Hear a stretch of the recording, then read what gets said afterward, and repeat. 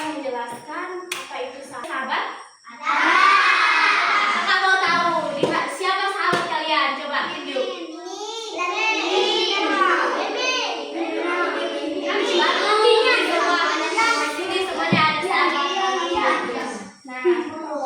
Dalam katekese kali ini kita akan menelusuri makna persahabatan sejati. Nah, khususnya bagaimana Yesus telah hadir menjadi sahabat kita. Yesus tidak hanya mengajar dan memberikan contoh tentang persahabatan, tetapi juga menunjukkan persahabatannya. Dengan cara yang luar biasa, ia memilih para muridnya menunjukkan persahabatannya tidak karena mereka sempurna, melainkan karena ia melihat potensi mereka dan menyayangi mereka. Ia berbagi segala sesuatu dengan mereka, termasuk kasih sayang yang tak terbatas. Mari kita dalami sebagaimana persahabatan Yesus dapat mengubah hidup kita, membawa kita kepada kedekatan dengan Allah, dan menginspirasi kita untuk menjadi sahabat sejati bagi semua.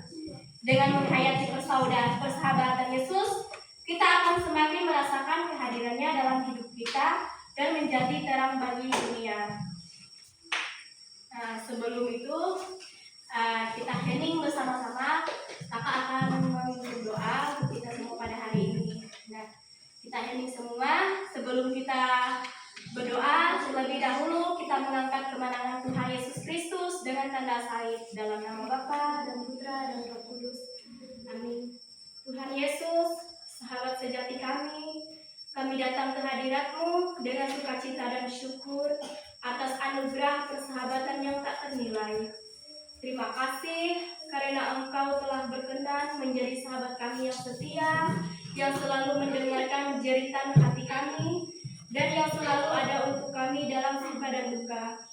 Kami mohon pula buka hati kami untuk memahami lebih dalam kasih setia-Mu, dan biarkan kami mengalami kehangatan persahabatan-Mu dalam hidup ini.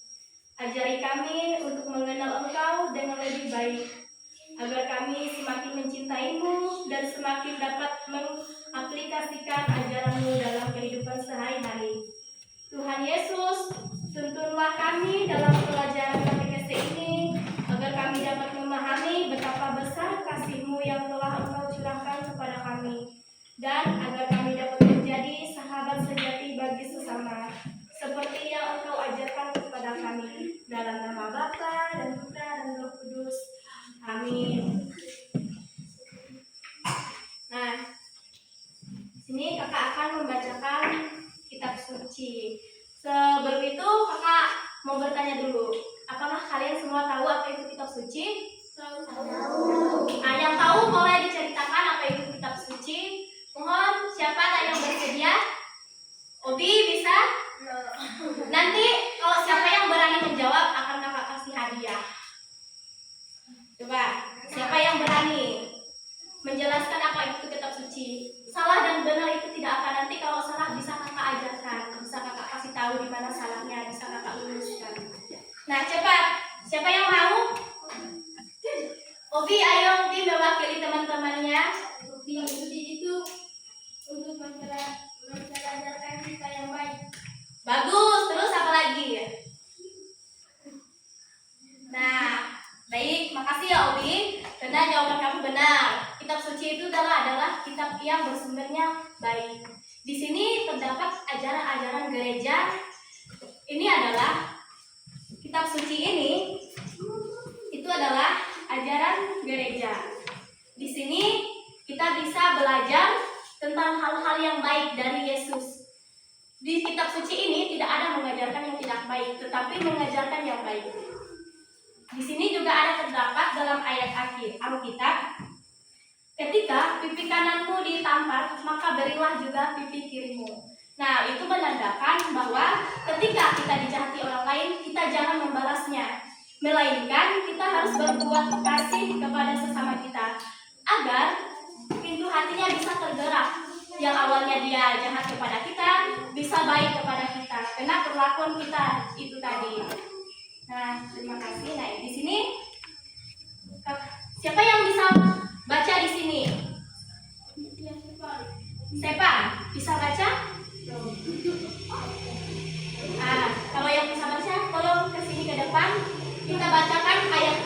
ayat Alkitab.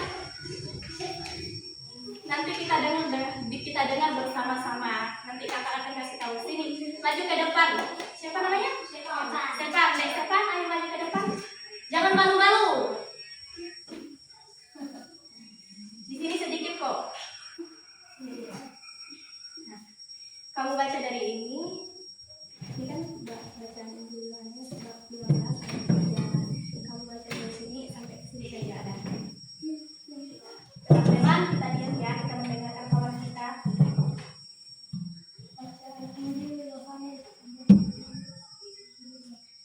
Tidak sampai sini. Tidak ada kasih yang lebih besar daripada kasih seorang yang memberikan awalnya untuk sahabat-sahabatnya. Nah, tepuk tangan untuk Stefan. Terima kasih untuk Stefan karena telah berani maju untuk kita. Nah, kakak akan baca ulangi sekali lagi. Bacaan Injil Yohanes bab 15 ayat 13. Tidak ada kasih yang lebih besar daripada kasih seorang yang memberikan nyawanya untuk sahabat-sahabatnya. Nah, kenapa dalam ayat Alkitab ini mengatakan tidak ada yang lebih besar selain menyerahkan nyawanya? Ada yang tahu? Ada yang tahu adik-adik? Kebaikan hati. Hah? Kebaikan hati. Ya, kebaikan hati. Terus apa lagi? Nah, Tuhan Yesus di sini mengatakan tidak ada yang lebih besar selain memberikan nyawanya untuk sahabatnya. Coba kita lihat dari contoh Yesus yang mati di kayu salib. Di situ Yesus mengajarkan kita bagaimana dia menjalin persahabatannya kepada kita manusia. Dia rela mengorbankan hidupnya demi kita untuk menebus dosa-dosa kita. Nah, di situ itulah dia rela mati demi menyelamatkan manusia. Manusia itu adalah sahabat. Umpamanya kita ini adalah sahabat Yesus. Nah, Yesus disebut sebagai sahabat sejati karena ia tidak hanya memberikan kasih dan pertemanan yang tulus, tetapi juga memberikan nyawanya untuk sahabat-sahabatnya. Ia tidak memandang umat manusia sebagai hambanya, tetapi sebagai sahabat yang telah diberitahukan segala sesuatu yang didengarnya dari Bapa. Persahabatan dengan Yesus berarti hidup dalam kasih-Nya, menjalankan perintah-Nya dan menyatukan dengannya. Nah, kakak ingin bertanya lagi kepada kalian. Bagaimana sih kita bisa mengenal Yesus sebagai sahabat sejati itu? Ada yang tahu? Dia mengorbankan nyawanya untuk kita. Nah, bagus. Ada ide yang lain? Bagaimana kita bisa mengenal Yesus sebagai sahabat kita? Tadi kan udah Robi bilang itu adalah karena dia mengorbankan nyawanya untuk kita. Itu adalah salah satu bentuk pengorbanan dia demi menjalin persahabatan dengan kita. Ada lagi yang tahu? Selain Robi? Tidak ada. Nah, baik, di sini kakak akan ceritakan. Bagaimana kita bisa mengenal Yesus sebagai sahabat sejati? Yaitu adalah dengan cara kita mendekatkan diri kepadanya melalui doa. Nah, pasti adik-adik di sini tahu kan cara berdoa itu gimana? Nah, ini adalah salah satu kita bisa mengenal Yesus. Karena melalui doa Yesus mendengarkan tentang curhatan hati kita, apa yang kita doakan. Nah, terus juga membaca Alkitab. Membaca Alkitab ini adalah salah satu pendekatan kita dengan Tuhan, di mana kita bisa mengenal pribadi Tuhan. Coba adik-adik setiap hari itu kita baca Alkitab, tak perlu banyak. Luangkan waktu 5 menit kah, 2 menit untuk membaca Alkitab biar kita tahu bagaimana sih Tuhan Yesus itu berperan dalam hidup kita. Nah,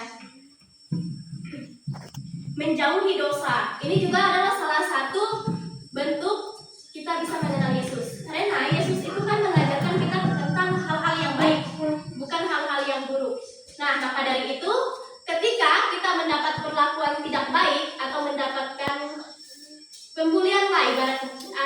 istilahnya ketika kita dibully, kita nggak boleh melawan, kita bisa diam. Kita nggak boleh tidak boleh melawan, tetapi kita harus bisa mengasihi musuh kita itu sendiri. Nah, dan berusaha untuk terus bertumbuh dalam kebaikan.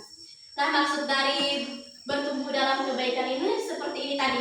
Ketika kan kita ibadat hari Minggu. Nah, kita harus ikut beribadat, kita mendengarkan. Kita nggak boleh ketika ada pastor ataupun pemimpin umat lainnya sedang berdoa, kita nggak boleh berkeliaran ke sana ke sini, nggak boleh ngomong sana sini. Tetapi kita harus fokus kepada ibadat itu agar kita bisa menjadi pribadi yang baik. Pribadi yang baik gimana? Itu adalah kita bisa mengenal Tuhan.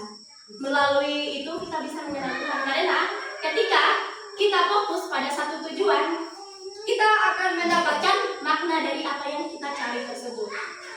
Nah, yang kedua, ini apa artinya menjadi sahabat Yesus? Ada yang tahu? Ada yang tahu adik-adik? Yang di depan nih, ada yang tahu?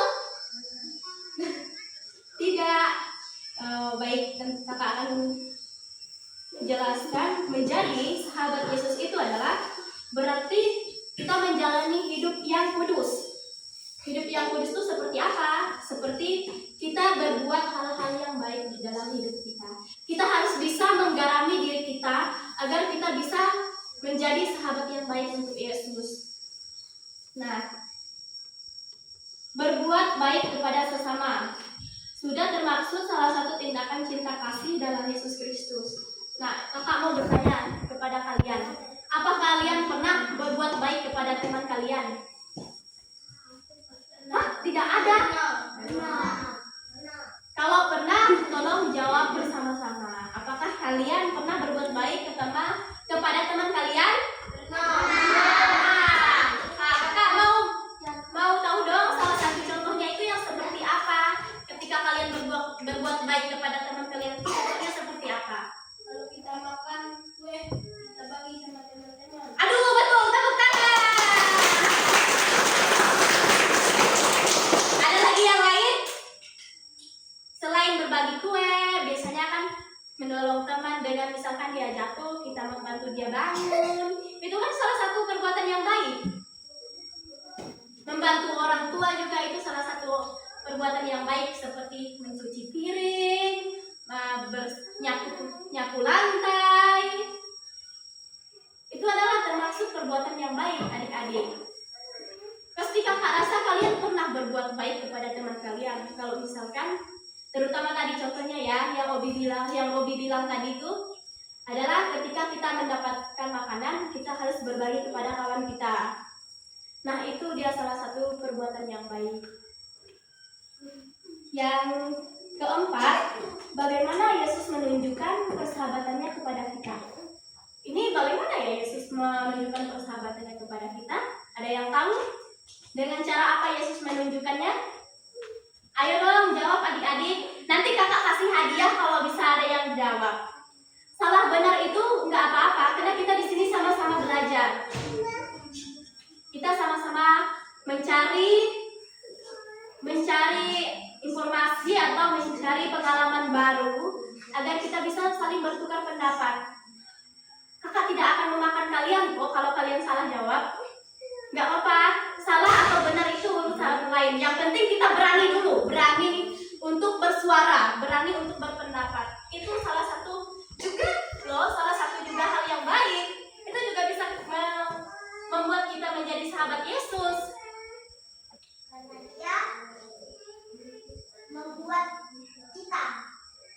kita seperti apa?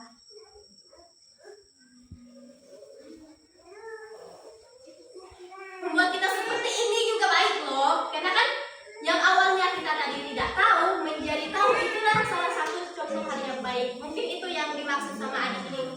Siapa nama kamu, Dek? Adek, siapa namamu? kita. Nah, mungkin itu yang dimaksud dengan kita. Dengan kita bisa belajar hal-hal yang baik, itu adalah bisa menjadi pribadi Yesus, menjadi sahabat Yesus, menjadi pribadi yang baik. Yesus menunjukkan persahabatannya kepada kita itu adalah melalui pengorbanannya. kasih sayangnya dan kehadirannya yang selalu ada. Ia mengasihi kita bukan ketika kita merasa masih berdosa dan membutuhkan keselamatannya. Nah, yang seperti kakak jelaskan di awal tadi, bagaimana Yesus itu rela mengorbankan dirinya untuk menebus dosa-dosa manusia. Dia rela dipukuli, dicambuk, dicaci maki, diludahi, hanya untuk menebus dosa manusia. Yesus rela menjadi sahabat kita dan rela memberikan nyawanya kepada kita. Sebenarnya Kak, masih banyak kok cara lain. Kenapa harus dia di kayu salib? Itu kan salah satu adalah penghinaan besar bagi dia. Ya, dari kakak sendiri ya, itu adalah salah satu bentuk pengorbanannya. Kenapa dia tidak menebus dosa manusia dengan cara yang lain? Karena Yesus ingin menunjukkan betapa dia mencintai kita sebagai manusia, sehingga dia rela menderita, didera, rela mati di kayu salib untuk menebus dosa manusia. Nah, maka dari itu ketika kita mencari Tuhan Yesus, kita tidak hanya datang di saat kita sedih. Di sini apa ya? Siapa yang kalau misalkan lagi sedih baru dia berdoa? Siapa? Oh, baguslah kalau tidak ada seperti itu. Adik-adik, kalau kita berdoa itu jangan di saat sedihnya saja, tetapi di saat senangnya saja. Contohnya seperti ini. Ketika kita sedang senang kan, kita cukup mengucapkan kalimat pendek aja, nggak perlu panjang-panjang. Cukup ucapkan seperti ini. Ya Tuhan, terima kasih atas berkat karunia-Mu, karena pada hari ini aku masih bisa merasakan mujizat-mujizat-Mu yang terjadi di dalam hidup saya. Itu adalah salah satu contoh doa pendek yang bisa kita ucapkan untuk berterima kasih kepada Tuhan Yesus karena telah menjadi sahabat kita. Nah, yang kelima itu bagaimana kita bisa menjalin hubungan persahabatan yang lebih dekat dengan Yesus. Bagaimana ya kita bisa menjalin hubungan yang lebih dekat dengan Yesus itu seperti apa sih? Coba, ada yang tahu? Adik-adik fokus ke kakak ya, jangan poel sana sini, fokus ke kakak. Kita sama-sama diskusi, kita sama-sama menghargai. Selain berdoa. Ah betul, apa lagi selain berdoa? Rajin ke gereja, membantu orang tua, membaca Alkitab, berdoa di waktu senang dan sedih. Itu salah satu kita bisa menjalin hubungan yang baik dengan Tuhan. Nah, untuk menjalin hubungan persahabatan yang lebih dekat dengan Yesus, fokus pada komunitas dengannya melalui doa tadi. Nah, kakak pun sering berdoa. Ketika kakak mau tidur, bangun tidur, kakak selalu berdoa. Ketika kakak tidur, kakak berdoa seperti ini. Tuhan Yesus, terima kasih atas hari-hari yang Engkau berikan kepadaku sehingga aku masih bisa berdiri di sini, masih bisa melanjutkan langkah-langkahku menuju kehidupan yang lebih baik. Nah, itu adalah salah satu berdoa untuk kita. Nah, ketika berdoa syukur itu, kita cukup mengucapkan terima kasih Tuhan, terima kasih atas hari ini. Itu sudah cukup, nggak perlu panjang-panjang, nggak perlu bertele-tele. Berdoa itu kita harus, ketika kita berdoa, kita harus fokus kepada satu tujuan. Tujuan kita adalah yaitu berdoa. Misalkan ketika adik-adik pasti ada kan meminta permen kepada mamanya, minta duit untuk jajan, ada kan? Ada. Gimana rasanya kalau tidak dikasih? Sedih. Ya pasti sedih lah. Kakak juga sedih kalau tidak dikasih. Nah, dari situ kita bisa lihat sebenarnya itu adalah salah satu contoh ketika kita berdoa kepada Tuhan, terus doa kita belum dikabulkan, kita jangan merasa sedih. Karena Tuhan itu sudah mempersiapkan waktu yang tepat untuk kita. Kita kan berdoa ingin meminta sesuatu, tetapi doa kita itu belum dikabulkan. Itu belum dikabulkan karena Tuhan itu menunggu waktu yang tepat. Nah, itu salah satu belajar merenungkan firman-Nya serta menaati perintahnya. Gimana sih menaati perintahnya itu? Ada yang tahu? Selalu berdoa. Ya, itu seperti selalu berdoa itu adalah salah satu menaati perintahnya. Tetapi yang lebih kakak tekankan di sini itu adalah bagaimana kita menolong sesama kita yang membutuhkan. Kan kita tahu di luar sana tuh tidak ada yang tidak ada yang seberuntung kita di sini. Mungkin saja orang yang di sana itu tidak bisa menerima apa yang kita terima pada saat ini. Contohnya seperti ini, ketika kakak memberi pengajaran kepada mereka, belum tentu mereka dikasih pengajaran. Maka dari itu, setiap apapun yang terjadi dalam hidup kita, kita selalu bersyukur. Bersyukur atas apa yang telah kita terima. Sehingga itu bisa membuat kita menjadi lebih baik. Berusaha untuk konsisten dalam komunitas itu dan luangkan waktu untuk berhubungan dengan Tuhan. Jangan takut untuk berbagi hidup dengannya. Nah, teman-teman, apa kalian sering berdoa kepada Tuhan dengan menceritakan kehadiran? Misalkan kan, kalian hari ini mengalami sesuatu yang tidak enak atau yang senang. Apakah kalian sering membagi pengalaman itu kepada Tuhan dengan cara berdoa? Sering? Nah, kalau sering, kakak mau tahu dong seperti apa sih kalian curhat kepada Tuhan tentang kehidupan kalian yang kalian jalani? Coba, salah satu di sini perwakilan, kakak mau dengar. Ayo, siapa yang berani kakak kasih hadiah? Ayo, siapa? Kalau misalnya kalian bercerita kepada Tuhan pada hari ini kan, ya lihat kakak dulu ya. Nah, ketika kita mau curhat kepada Tuhan, kakak contohkan ya tentang diri kakak saya sendiri, tentang diri kakak. Nah, ketika kakak ingin menceritakan keluh kesah kakak kepada Tuhan, kakak berdoa seperti ini. Ya Tuhan, hari ini aku sangat lelah karena hari ini terlalu banyak tugas di kampus. Terus tuh aku juga lelah karena aku nggak mau mengerjakan tugas. Itu adalah salah satu kita menceritakan tentang keseharian kita.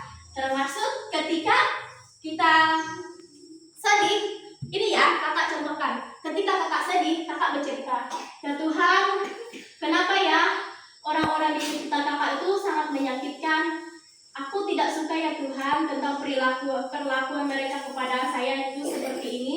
Karena saya juga manusia, saya orangnya mudah emosian, mudah sedih ketika mendengarkan kata-kata yang tidak menyenangkan. Itu adalah salah satu bagaimana kita bisa membagi kepada Tuhan Yesus, membagi tentang keluh kesah kita. Nah, coba kakak mau satu aja perwakilan dari kalian menceritakan tentang bagaimana kalian menceritakan keseharian kalian kepada Tuhan Yesus Kristus. Siapa yang mau? Ayo dong, masa nggak ada yang mau salah satu?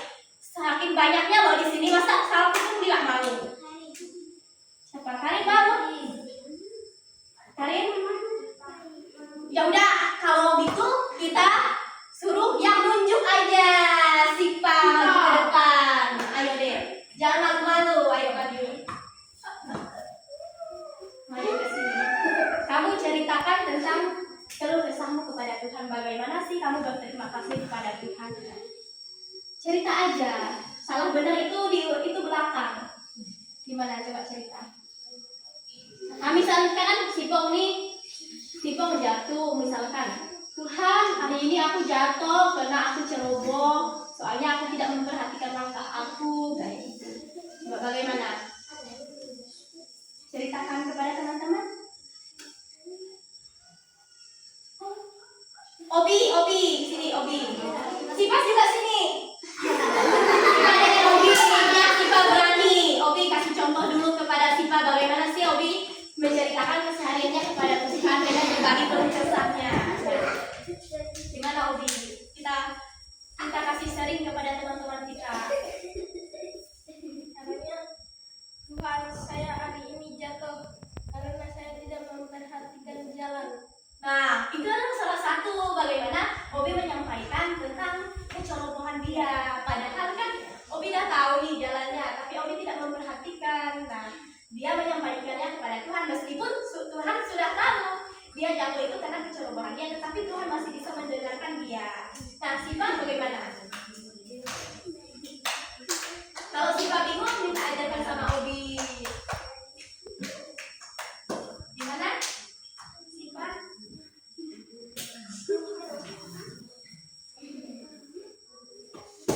Adik jangan saling memukul kawannya ya. Kita di sini semuanya sahabat, nggak boleh ada kekerasan. Karena kita sebagai orang Katolik itu kita tidak diajarkan untuk membuli teman kita. Bahkan kita diajarkan untuk saling mengasihi teman kita.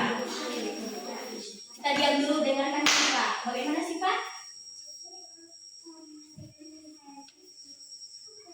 Jatuh kenapa Siva? Nah, saya akan luruskan tentang cerita Siva. Mungkin Siva bercerita kepada Tuhan, Tuhan, hari ini saya jatuh karena kepeleset atau karena tidak melihat jalan, sama seperti kayak Obi tadi. Tetapi sini kakak ingin menceritakan, kakak ingin mengetahui bagaimana sih kalian berbagi tentang keluh kesah kalian. Keluh kesah itu seperti cerita sedih yang kalian alami, terus kalian ungkapkan kepada Tuhan Yesus. Bagaimana Obi? Misalkan kan hari ini Obi dapat contohnya ya, seperti pembulian. Nah, di sini Obi cerita, Tuhan, hari ini kenapa ya aku dibully sama teman-teman aku? Apa alasan aku karena mereka dibully kayak gitu? Gimana Obi?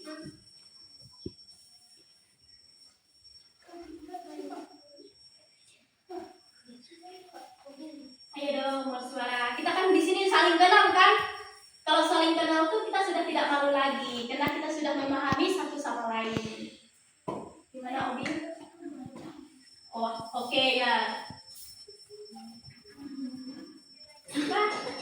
Siva ini, ayolah Siva, kita harus berani berbicara. Kita menjadi orang Katolik itu kita harus berani berbicara, berani menyuarakan suara kita, berani berpendapat. Nah, Obi, coba Obi. Tuhan, kenapa hari ini aku jatuh? Itu tadi contoh yang satu, contoh yang berbagi keluh kesahnya bagaimana tentang yang udah kakak jelaskan tadi itu seperti apa.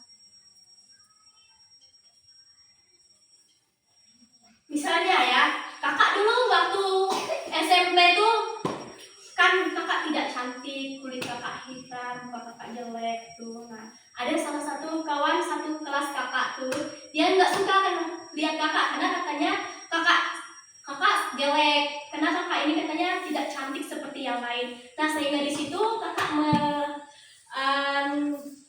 mengalami perlakuan tidak menyenangkan seperti dibully. Dia membuli kakak bukan hanya tentang fisik, tetapi juga batin kakak juga kena. Hati kakak ini hancur, sakit karena mendengar ucapan dia. Tetapi selain dari perkataannya itu, kakak juga mendapatkan adalah perlakuan fisik, yang dimana kakak dipukul pakai balok segini ya, besarnya segini, dipukul panjang di kepala. Karena alasannya cuma satu, karena kakak tidak cantik. Di situ kakak merasa sangat sedih, tetapi kakak nggak bisa melawan karena kakak tahu bahwa ketika kita membalas perlakuan jahat kepada orang lain, itu akan terus-menerus berkelanjutan. Tetapi ketika kakak membalasnya dengan diam saja, bahkan lebih memberikan kasih kepada dia tidak akan mengulanginya lagi. Puji Tuhan, ketika kakak sudah masuk SMA, dia tidak lagi membuli kakak, malahan dia menyapa kakak dengan senyuman yang hangat. Katanya dia bilang kepada kakak, gimana Wina, kabar kamu? Katanya. Malahan kakak terkejut, wah kataku, kok bisa sih dia yang awalnya suka membuli kakak tiba-tiba bersikap baik? Tetapi di situ kakak merenungkan lagi, oh mungkin karena dia bersikap seperti ini, karena mungkin aku tidak membalas apa yang dia perbuat kepada saya, sehingga dia bisa mau menegur saya dengan senyuman yang hangat seperti itu. Ya udah, silakan kembali Obi dengan Siva. Nah, di sini kakak juga ingin menceritakan tentang jika dikaitkan dengan persahabatan manusia, sahabat sejati dalam pertemanan adalah hubungan yang dibangun atas dasar kepercayaan, saling mendukung, dan saling pengertian. Mana sih hubungan yang saling percaya, saling mendukung, dan saling pengertian itu seperti apa? Apa ada yang tahu? Ada yang tahu? Kok masa kalian nggak ada yang kasih perhatian sih kepada temannya? Kayak misalkan, kamu udah makan kah hari ini? Pasti gitu. Kan itu salah satu bentuk pengertian, perhatian. Nah, menjaga kepercayaan itu seperti apa? Aku mau tahu dong, seperti apa menjaga kepercayaan? Menjaga kepercayaan teman. Iya, menjaga kepercayaan teman itu seperti apa contohnya? Ayo dong, masa nggak tahu sih menjaga kepercayaan teman? Gimana? Membangun hubungan yang baik dengan teman itu gimana? Nah, kakak kasih tahu ya kepada kalian. Menjaga kepercayaan teman itu, contohnya ketika teman curhat kepada kita. Dia kan curhat tentang hal yang bisa membuat dia sakit hati atau senang. Nah, di situ kita bisa menjaga rahasianya. Itu adalah salah satu contoh menjaga kepercayaan teman. Nah, tetapi menjalin hubungan yang baik dengan kawan itu seperti apa? Menjalin hubungan yang baik seperti kita misalkan kan, kita menjaga perasaan dia. Bagaimana sih itu menjaga perasaan dia?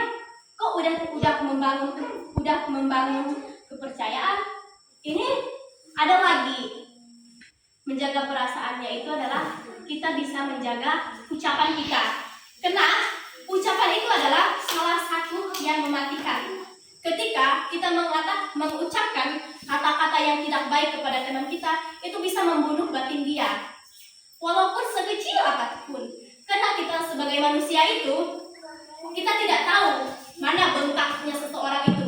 Ketika misalkan teman kita ini kan bercanda dengan memanggil namamu dengan panggilan nama orang tua. Pasti salah satu di antara kita itu tidak suka ketika dia memanggil nama kita bukan dengan nama kita, tetapi melainkan dengan nama orang tua kita.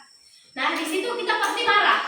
Kenapa kita harus bisa menjaga ucapan kita agar tidak bisa menyakiti perasaan orang lain? Contohnya seperti kakak sendiri. Terkadang kakak juga keceplosan loh. Biasanya kakak bisa berbicara kasar kepada teman saya. Walaupun tanpa kakak sadari, itu bisa melukai hati dia.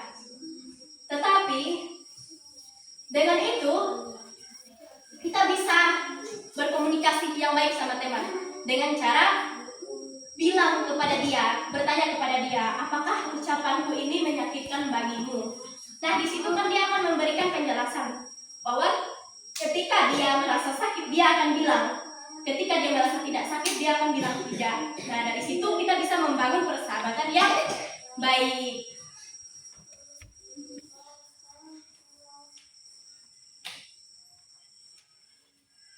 Berteman itu juga kita bersahabat itu kita tidak hanya datang ketika senang saja, melainkan kita berteman dengan teman kita itu yaitu adalah baik dalam suka maupun duka. Artinya kita datang kepada teman kita tidak hanya dengan waktu senang saja, melainkan waktu dia susah kita juga harus menolong dia. Mereka tidak hanya sekedar teman yang menghabiskan waktu bersama, tetapi juga memiliki keadaan emosional dan kesetiaan yang kuat. Sahabat sejati adalah orang yang selalu memberi dukungan baik saat susah maupun senang. Ia akan dengan senang hati mendengarkan, memvalidasi perasaanmu atau membuatmu merasa lebih baik, tetapi tidak membuatmu terjebak toksik positif. Nah, itu seperti apa sih?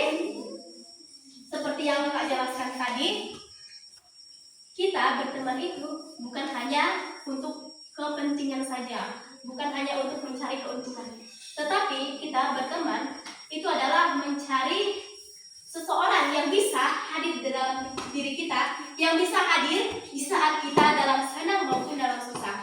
Karena dalam hidup ini kita tidak akan merasakan senangnya saja, melainkan adalah kita juga merasakan sedih, benar sama kata adik itu.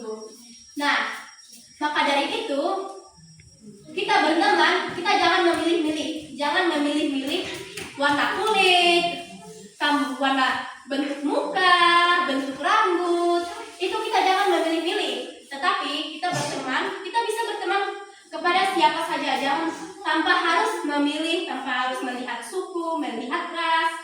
Nah, di sini kakak ingin mendengarkanlah. Tolonglah di antara kalian ini menceritakan tentang persahabatan kalian salah satunya. Kakak ingin mendengarkan. Memen? Mau? Ayo, Ciko? Ini masa sih kalian nggak ada punya sahabat? Kakak waktu kecil ada loh sahabat. Masa kalian nggak ada? Bahkan sama Sipa, coba Sipa ceritakan sahabatmu. Ayo Sipa. Maju Sipa.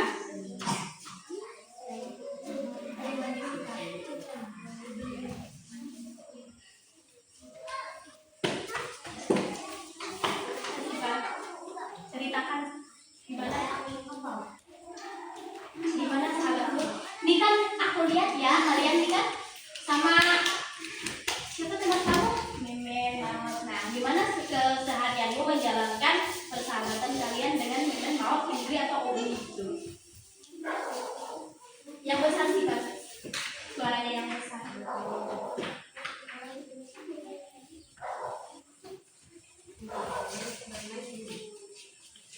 Ayo ceritakan.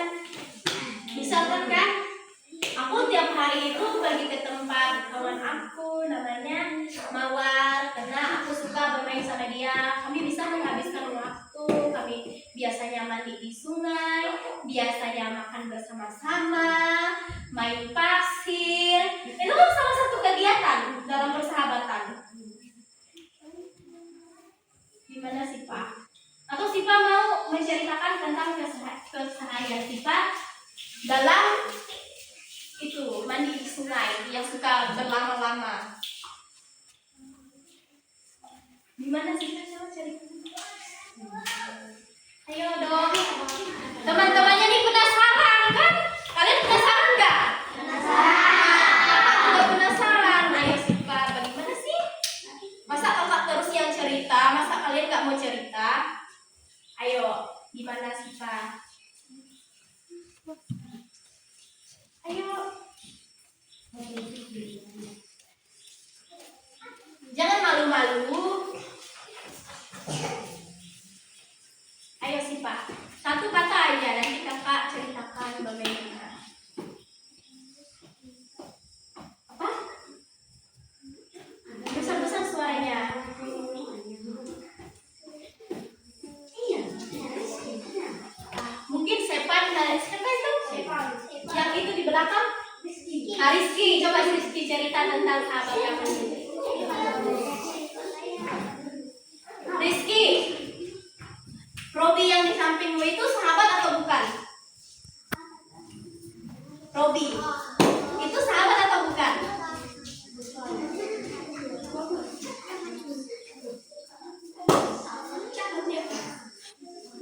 Oh ya udah, kalau nggak mau. Sepan, ada sahabat? Bilang aja sahabatmu siapa, tunjuk di antara mereka.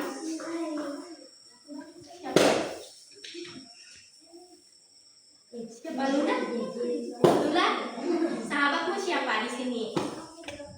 Yang sering kamu main, menghabiskan waktu bersama-sama. Siapa? Baik di dalam kelas. Siapa yang ini? Oh, ini Sita. Nah, bagaimana sih keseharian kalian waktu bermain itu? Apa aja yang kalian lakukan? Melukis. Wih, pintar nih. Bagus nih kalau misalkan kita bermain dengan hal-hal yang positif, apalagi dengan cara melukis. Melukis itu adalah salah satu bagaimana kita bisa mengembangkan karakteristik kita. Kita bisa menguapkan karakteristik kita di dalam lukisan. Seperti ketika kita menggambar, itu kan adalah dimana kita bisa membayangkan ilustrasi kita bisa gambar di situ. Bagus Lula.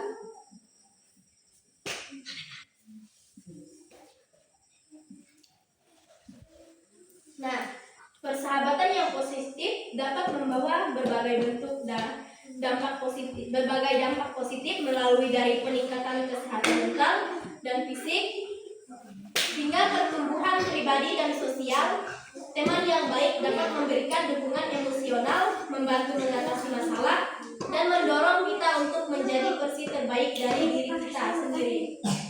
Seperti apa sih itu? Teman-teman, ayo fokus dong, fokus, jangan menoleh sana sini. Kita fokus bersama-sama, kita sama-sama belajar di sini. Kakak belajar, kalian juga belajar. Kita sama-sama memberi pemahaman kita. Nah, dukungan emosional. Sahabat bisa menjadi pendengar yang baik, tempat untuk berbagi cerita dan memberikan dukungan saat kita kesulitan. Nah, seperti kakak mau cerita ya, ini pengalaman kakak sendiri. Kakak kan kuliah di startup. Nah, kakak itu banyak kekurangan kakak melalui HP, laptop. Di situ membuat kakak kesulitan untuk mengerjakan tugas. Apalagi tugas yang dosen-dosen kakak berikan itu seperti tentang video, PPT, makalah. Nah, itu membuat kakak sangat-sangat kesulitan.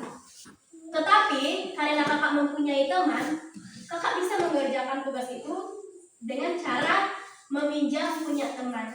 Dengan cara kakak meminjam laptop teman untuk mengerjakan tugas, meminjam HP teman untuk membuat tugas video. Nah, salah satu itu juga kita bisa membangun. Tetapi ketika teman kita berbuat baik kepada kita, kita jangan berbuat jahat kepada kita, jangan memanfaatkan mereka. Kita berteman tuh harus tulus hati. Bagaimana sih kita bisa menyuarakan isi hati kita?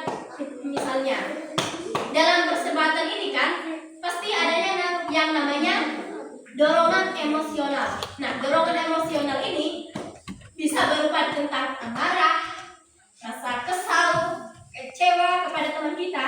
Nah, kita harus bisa mengontrol itu. Bagaimana kita mengontrol itu? Dengan cara kita bisa merenungi dulu, apa sih yang membuat dia bisa berkata seperti itu kepada saya? Apakah memang dari sayanya sendiri yang salah atau memang dari dia yang salah? Tetapi di situ kita bekerja sama, kita harus mau membuka diri kepada sahabat kita agar persahabatan ini tuh bisa membawa kita ke hal yang positif. Adik-adik jangan saling cubit-cubitan dong. Kita di sini fokus-fokus. Di mana tadi barisannya? Kok sekarang barisannya sudah itu? Sudah hancur kemana-mana? Ya, kita di sini itu sahabat, bukannya musuh. Musuh aja kita kasihi, apalagi sahabat. Nah, inspirasi untuk perubahan. Persahabatan dapat menginspirasi untuk melakukan perubahan positif dalam hidup, seperti menghentikan kebiasaan buruk atau memulai gaya hidup sehat. Seperti apa sih membentuk kehidupan yang positif itu? Ada yang tahu kalian? Ada yang tahu? Ayo dong, kok semuanya pada diam sih, nggak ada yang tahu. Ayo, ada yang tahu?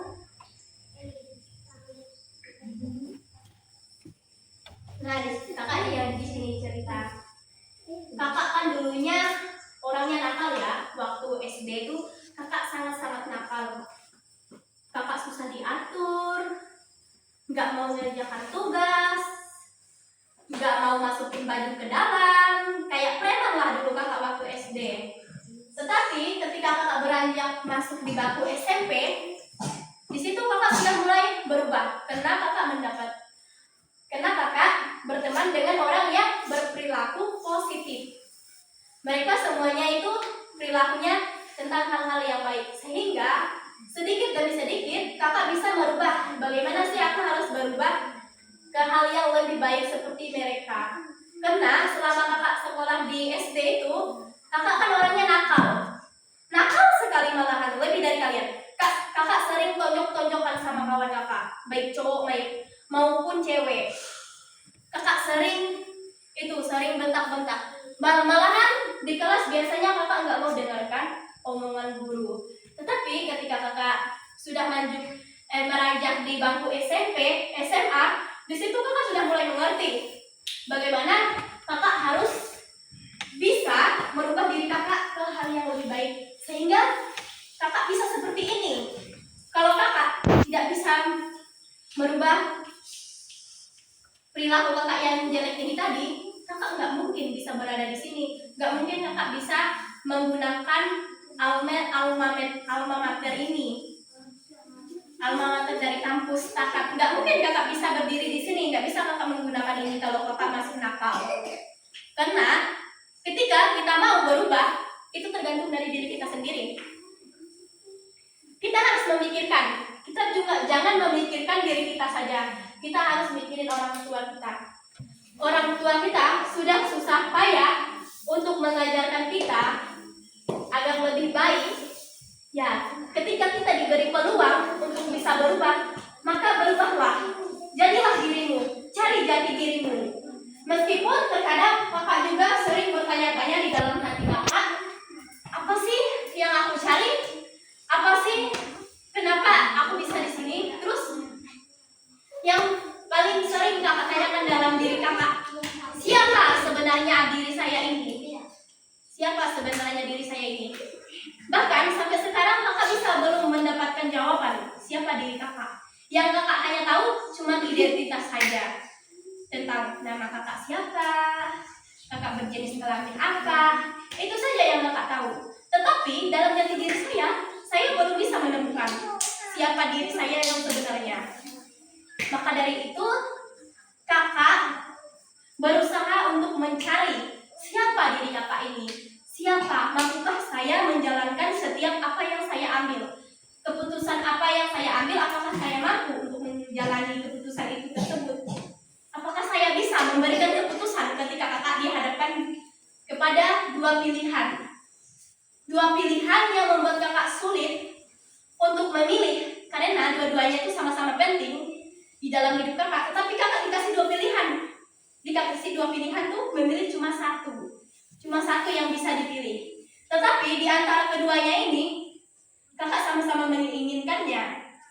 Tetapi kakak nggak boleh egois. Kakak nggak bisa egois karena kakak tahu di hidup ini kita cuma bisa memutuskan satu pilihan hidup, yaitu adalah berdiri di sini. Awalnya kakak ketika lulus di bangku SMA, kakak itu nggak mau jadi guru, nggak mau kuliah. Kakak tuh maunya langsung kerja. Tetapi teman-teman kakak tuh cerita kepada kakak. Kata teman kakak, sebaiknya kita kuliah sama-sama, kita sama-sama menuju ke jenjang yang lebih serius, di mana itu yaitu kuliah. Biar kita bisa mencari informasi lebih dalam, mencari pengalaman ke dalam pergaulan yang lebih luas lagi. Teman kakak mengajak kakak ikut organisasi yang ada di awalnya kan kakak waktu SMP nggak ada tuh organisasi apa-apa. Pas waktu masuk di bangku SMA, di situ kakak mendapatkan sebuah program baik itu seperti apa ya namanya di waktu kakak SMA tuh IKRAKA, itu kan Ikatan Muda Katolik. Nah di situ kakak bergabung dengan teman-teman. Kakak nggak tahu loh dia itu siapa-siapa, tetapi ketika kakak bergabung, wah ternyata organisasi ini bisa membuat kakak lebih nyaman, lebih enak, lebih mengerti, lebih bisa mencari pengalaman. Ternyata ketika kita bergabung dengan komunitas itu, kita bisa, wah ternyata aku bisa ya, walaupun sempat meragukan diri saya sendiri. Nah, maka dari itu kita mencari teman itu yang bisa membuat kita berubah. Jangan berubah ke hal yang buruk atau ke hal yang tidak baik, harus ke hal yang baik. Karena kita berteman ini juga kita dikasih pilihan. Kamu mau berteman dengan teman yang seperti apa? Yang membawa hal yang positif atau yang negatif? Itu tergantung dari kita lagi. Tetapi ketika kita sudah bisa berpikir mana sebaiknya kita bisa ambil, nah di situ kita bisa jalani.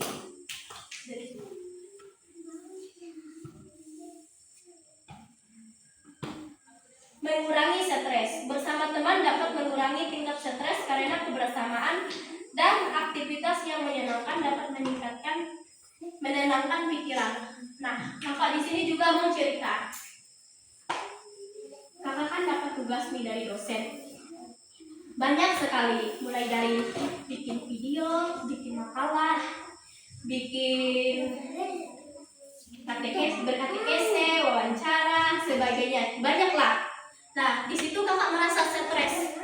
Aduh, pusing kepala aku ini harus mengejar waktu untuk menyelesaikan tugas-tugas kuliah ini. Tetapi ketika kakak pergi bermain ke tempat teman kakak, hilang stresnya. Karena teman saya mengajak saya untuk jangan terlalu memikirkan tugas itu. Tetapi tugas itu dikerjakan, bukan terlalu dipikirkan katanya.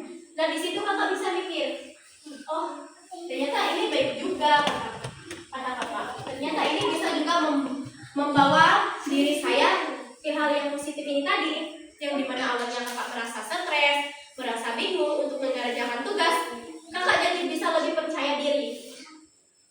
Di dalam diri kakak tuh langsung mengatakan, iya aku percaya aku bisa, walaupun sempat meragukan diri kakak sendiri.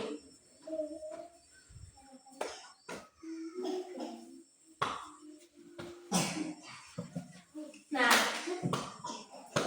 peningkatan kepercayaan diri. Dukungan dari teman bisa membuat kita merasa lebih percaya diri dan mampu menghadapi hari-hari yang melelahkan. Nah, seperti yang kakak jelaskan itu tadi, ketika kakak sudah merasa lelah, capek untuk menjalani hari, ada teman yang mengajak, ayolah kita jogging biar kita nggak stres, ayolah kita jajan. Tapi hal yang paling aku suka ya ketika teman mengajak jajan. Kalian semua di sini suka nggak jajan? Suka. Di sini ketika teman mengajak kakak jajan, di dalam diri kakak itu langsung semangat. Wah, enak nih jajan, bisa beli ini, beli itu, beli ini, beli itu. Nah, di situ bisa meningkatkan rasa percaya diri dan rasa lelah kita itu berkurang karena kita jajan. Apalagi kakak paling suka jajan yang pedas-pedas. Nah, itu bisa meningkatkan membuat rasa lelah kita itu menjadi hilang.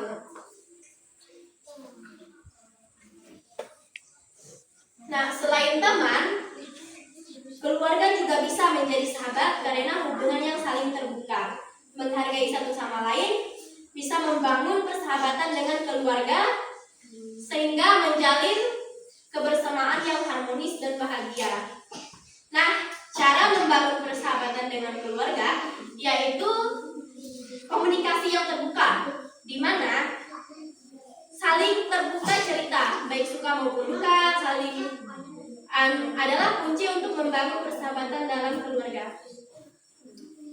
Adik-adik, pernahkah kalian cerita kepada orang tua kalian tentang keseharian kalian?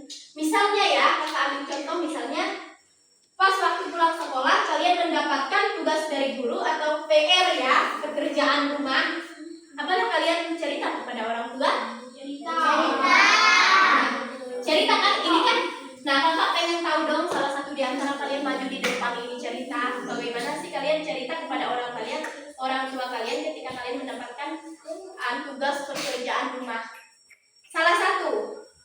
Ayolah, janganlah seperti ini. Ayo, maju. Memen? Ayolah, Memen. Kan biasanya Memen juga cerita kepada kakak. Ini ya Memen. Biasa kan Memen juga cerita. Teh, aku dapat tugas nih dari guru, gimana cara ngerjainnya? Aku bisa nggak ya katanya? Ayolah Memen. Memen. Jangan malu-malu, kita di sini semuanya sahabat. Kita kan sudah saling mengenal. Jangan malu-malu. Ayo Memen. Ayo maju. Nanti kakak ajarin. Pakai bahasa akhir pun juga bisa. Kalau pakai bahasa daerah juga bisa. bahasa Indonesia. Ayo Panji, cerita.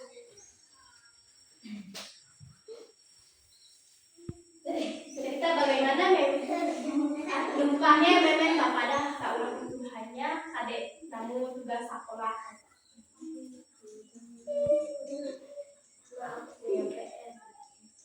Nah, memen cerita ke Kak Memen, Mama, aku punya PR. Nah, terus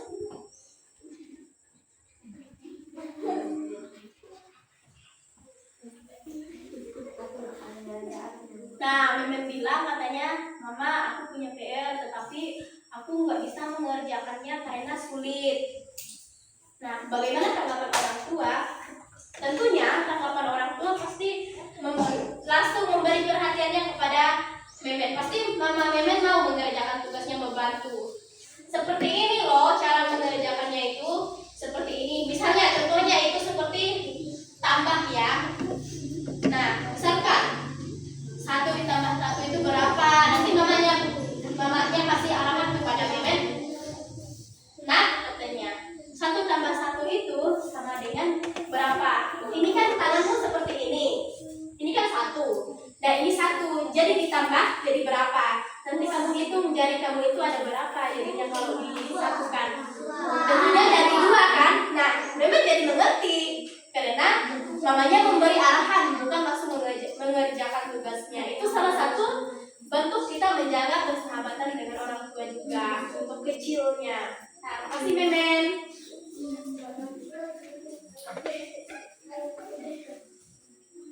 Saling menghargai privasi dan pendapat masing-masing anggota keluarga juga penting untuk menciptakan hubungan persahabatan yang sehat. Nah, bagaimana sih kita menjaga privasi dalam keluarga kita? Contohnya tuh seperti ini. Contohnya ya, dulu kakak waktu SD nih, kakak cerita lagi waktu SD. Kakak kan SD dulu kelas 1 sampai kelas 2 tuh jarang mandi ya, kalau pergi ke sekolah tuh jarang sekali mandi. Nah, kata abangku, kenapa kamu ini nggak pernah mandi kalau pergi ke sekolah katanya? Aku bilang, kena kedinginan, kataku alasanku. Kena kedinginan juga aku suka lambat bangun gitu kan. Nah, terus abangku ini bilang kepada teman-teman ini, teman-teman itu ramai ini. Dia bilang teriak, guru-guru aku juga ada tuh teriak. Dia bilang, Wina tuh nggak mandi kalau pergi ke sekolah. Nah, di situ aku nanggung lah, karena aib aku dibilang, privasi aku dibilang ke orang-orang. Nah, maka dari contoh ini, kakak ini mengajarkan kita harus bisa menjaga privasi keluarga kita sendiri, aib keluarga kita sendiri. Kita boleh bercerita kepada teman kita, tetapi itu ada batasannya, di mana ada yang boleh diceritakan, ada yang tidak boleh diceritakan, seperti itu. Menghargai privasi, salah maaf ya teman-teman. Menjadi pendengar yang baik, memberikan perhatian dan mendengarkan dengan sabar. Ketika anggota keluarga yang bercerita atau curhat dapat memperkuat rasa percaya dan keintiman. Nah, teman-teman, misalnya ya, ketika saudara kita bercerita tentang sesuatu hal, misalkan kan seperti contohnya dengan kakak sendiri. Kakak punya adik perempuan 1, dia memiliki pacar. Pasti kalian tahu siapa. Nah, di situ kan dia punya pacar. Dia cerita kepada kakak. Katanya, gimana ya? Aku sebenarnya suka sama dia. Tetapi ada keraguan di dalam diri aku yang membuat aku jadi ragu kepada dia. Contohnya itu seperti ketika kan kita hidup di perkampungan ini, kan kita tahu mulut-mulut orang kampung itu seperti apa. Nah, di situ dia mendengar ada salah satu kata dari orang, katanya orang ini mengatakan si cowoknya ini berperilaku jelek gini. Nah, di situ kakak mendengarkan bagaimana dia curhat kepada kakak, bagaimana kakak bisa menjadi pendengar yang baik untuk dia. Nah, di situ Kakak bilang kepada dia, kamu percaya tidak kepada pacarmu? Terus dia jawab, percaya sih aku kepada dia. Nah, terus kakak jawab, tanya lagi kepada dia, kamu cinta gak sama dia? Terus dia bilang, cinta kak, katanya. Nah, justru dari itu dek kakak yang bilang nih kepada dia, justru dari itu, kalau kamu cinta sama dia, maka kamu harus bisa memberikan kepercayaan sepenuhnya kepada dia. Bagaimana kamu bisa mempercayai dia? Kamu bisa menilai dia dari perbuatan dia sendiri, tidak dengan perkataan orang lain. Karena ketika kita mendengarkan perkataan orang lain tanpa melihat perbuatan dia, itu bisa membuat hubungan kita menjadi hancur. Seperti itu. Nah, seperti itu, kakak bisa menjadi pendengar yang baik untuk adik saya. Dah.